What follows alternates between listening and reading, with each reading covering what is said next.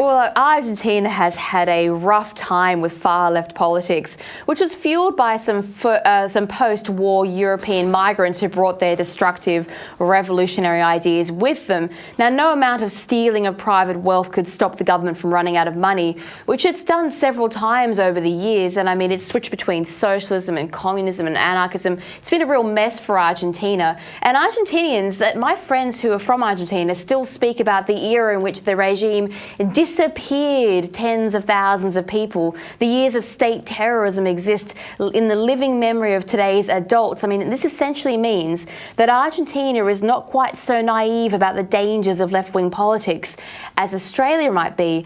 Rebecca, do you think that the severity of Argentina's history with socialism and with left-wing regimes has made them more interested in this flamboyant zeal that we've seen for a libertarian president? Because obviously they know how bad the alternative can be.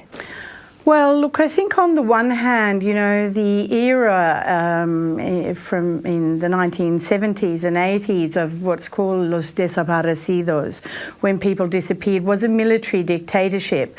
And I don't think you'd say it was particularly the more left-wing type of government has been this populist Peronism. And yeah, of course, you know, things move around a bit.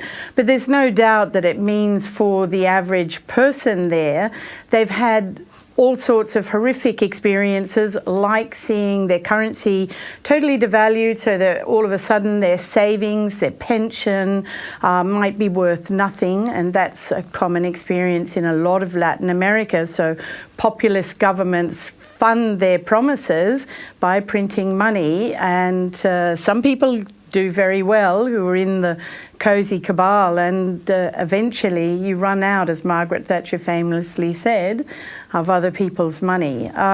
So I don't know. Look, on the other hand, as I wrote in my article, going right back to the 19th century, you know, Milei is a devotee of Hayek, an extraordinary economist and philosopher, Friedrich Hayek.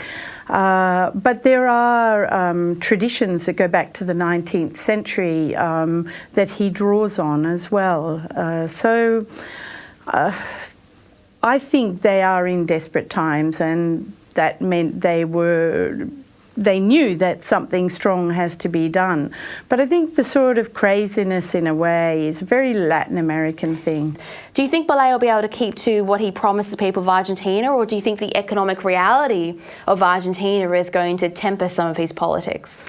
Well, I think what will temper his politics is the fact that although he won with one of the largest, if not the largest, majority of a president in Argentina and swept in, power in Argentina is divided. There's enormous power for the president, but in their actual Congress and so forth, his party only has a tiny share, and so he is forced to compromise with other parties on the right. And that's why I think we've seen some of the compromises that he's already had to take. The fundamental thing, of course, is there has to be a big cut in government spending, and I think he'll go a long way. Whether he can do all of that, I doubt, but he'll do a lot, is my guess. And at the same time, he'll also have to